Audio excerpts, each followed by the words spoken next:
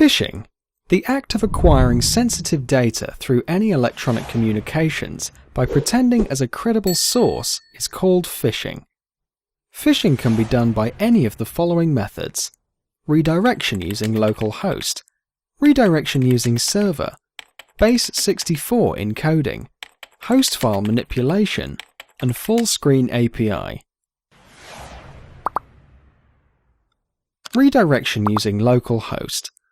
In this method, the phishing page is hosted on the local host to phish a user.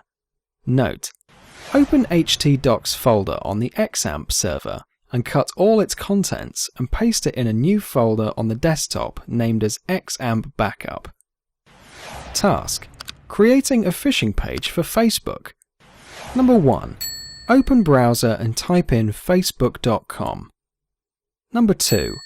Save the page as index.html in the htdocs folder of the XAMPP server.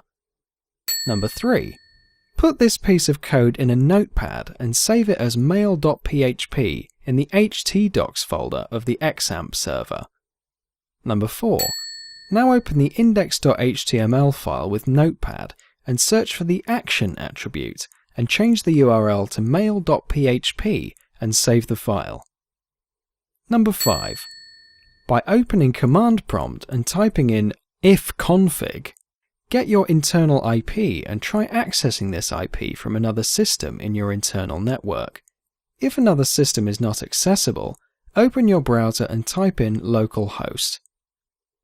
Number 6. This now opens the Facebook phishing page. Type in the username and password and click on Login. Result: open log.txt file to view the username and password of the Facebook user. Redirection using server. In this method, the system in which the phishing page is hosted is connected to the internet directly. Note: when connecting to the internet directly, see to it that address translation is disabled in the router. The best way to make your system the hosting site would be to connect via dongle. Task: creating a phishing page for Facebook.